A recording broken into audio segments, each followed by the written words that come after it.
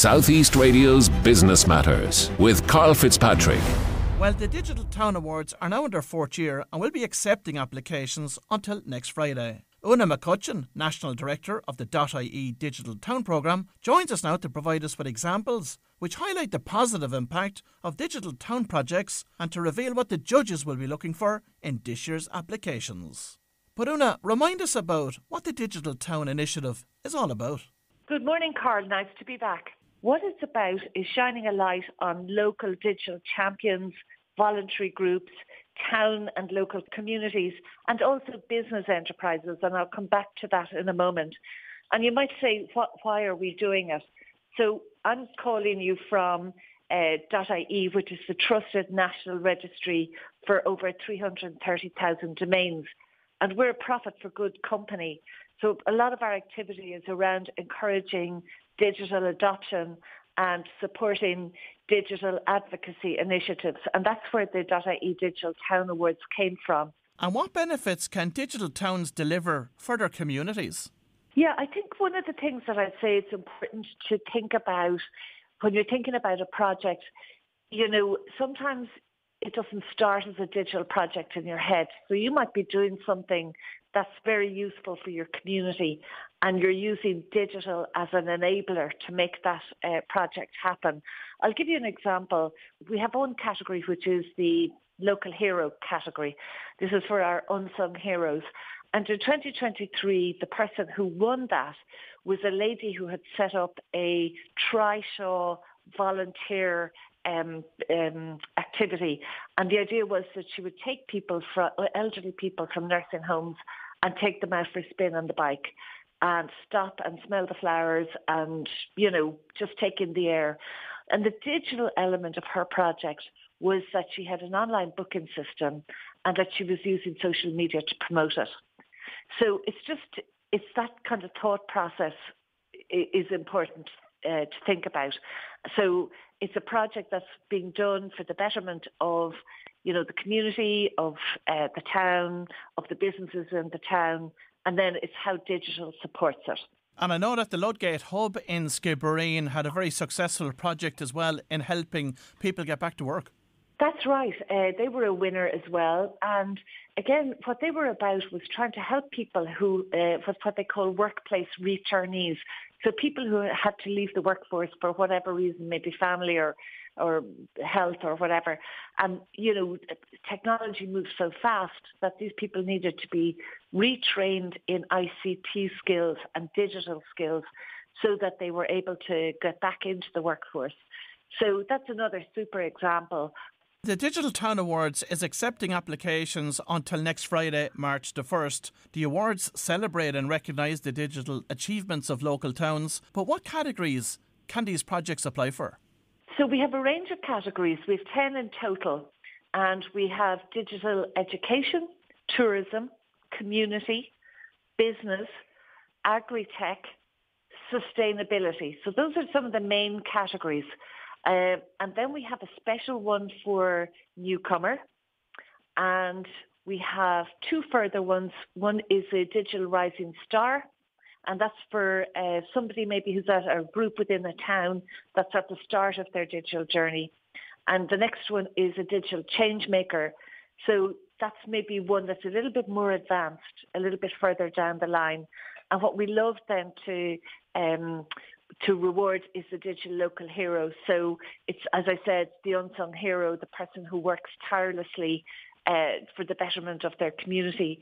So your listeners can find more information on digitaltownawards.ie. Where do the applications come from? Do they come from the Chambers of Commerce, or the tidy towns, or local authorities, or community groups, or even individuals? So that's a really good question, and it's a combination of all of the above. It's the sort of people who would be active in their community. They're the people that I call the doers, and they bring other people along with them. So it might be that there's a special project going on. It could be a business association. It could be somebody from the chamber, but it's usually a group of people, like-minded people who've come together to try and do something to improve their town, whatever that project might be. And what does the application process entail? And I suppose the important question for many listening is, how long does it take to complete the application process? So the application process, we have, apart from the kind of administrative questions, who are you and what's your email address, that kind of thing, there's two main questions. And it's to outline what the vision of the project was. And then it is to outline how the project was achieved, right? So those are the two main questions. It probably will be information that's in everybody's head. So I'd say you could probably get it done in an hour to 2 hours, that type of time frame. We're very conscious that the people who are involved with projects in towns very often are volunteers and they're, time poor. So we wanted to keep it streamlined and straightforward. And the other thing I'd just say as well is that these awards are for projects that are at different stages of digital maturity or sophistication. So, it could be something as simple as an online booking system and using social media, the one I mentioned to you earlier there with the tri-shows. But it could be something far more sophisticated, and it could be like an Internet of Things project. So we've had a couple of those kinds of projects entering as well and being winners. So I would just say to people, don't think that you're not sophisticated enough to enter the awards.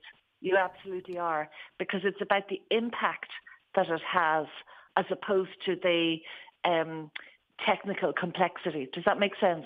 It does, and it reminds me of a project that won back in 2022 down in Piltown. Talk to us about how the community there overcame a major challenge when the National Broadband Plan was bypassing the town.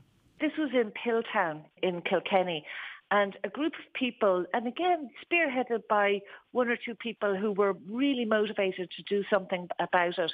They came together in their community hall. They said, broadband is bypassing us. What are we going to do about it? So they set up a voluntary group called Broadband for Our Community. And it was the first community-owned fibre to the premises project in the country. And in fact, having spoken to them afterwards, they've had people from Wales and from other places come to them to see how they managed their project. So landowners provided access to the land. Volunteers in the town were trained as fibre optic technicians. Everybody came together and successfully delivered it. So the impact for the town was that school students, for example, could study in their own homes using internet access, which they hadn't been able to do before. Businesses were suddenly able to get online to do maybe ordering their own supplies, not even so much from an e-commerce point of view, if that makes sense. So, I think it's looking at those type of projects are absolutely inspiring, and you can see the impact that it has. And from your own experience, Oonagh, what do the judges look for? We have actually got the very specific criteria, again, outlined on our website. And what they are looking for is kind of specific information around what people are asserting within their application. So the vision piece that I mentioned earlier, that's the first question. There's 40 points assigned to that. And the kinds of things that the judges are looking for, that breaks down into a description of the ambition and rationale behind the project, what expected outcomes and impact there might be, how it has contributed to the overall development of the town, etc. So that's 40 points. And then there's 60 points allocated to the digital project criteria. So this would be, how well the project description was outlined, describing the level of collaboration and involvement of different personnel and groups, sharing knowledge and experience, etc. So, so those are and then the one for future plans. And what prize will be awarded to each of the category winners then? So the overall prize fund is €60,000, and that breaks down for the main categories, 4,000 for the winner and 2,000 for the runner-up. And then for the special categories that I mentioned, like the Rising Star, the Changemaker, and the Local Hero, they're slightly different. They're 3,000 and 2,000 respectively. But on top of the overall winner wins an additional 5,000. Last year, of course, Clonmel's Smart Skills for Farming Communities project won the overall award. Why did this particular project stand out? Well, I think what the judges really wanted to see was that, the farming communities have been sort of a little bit bypassed with the lack of broadband, and also they can be quite overwhelmed with the amount of paperwork that is part of their job now. And what the community wanted to do was to enable farmers and farming community families to upskill so that they could really reap the benefits of digital. And I think that's one of the things that the judges wanted to reward. And in fact, it's interesting that you picked that one out because they won in the agri-tech section, but they could equally have applied under the digital education category. So what I'd say to your listeners is, if you have a project that you think spans two different categories, enter in each category. Because, you're increasing your chances, obviously. But yeah, so that I would just say that. And then, of course, for the digital business, this year is the very first year that we opened it up to individual businesses. And what we're looking for there is how businesses are using digital to best serve their consumers or customers. Well, if you've just tuned in, that was Oonagh McCutcheon from the .ie Digital Town programme, and it's clear to see the positive impact which these projects are having on their local communities. Southeast Radio's Business Matters with Karl Fitzpatrick.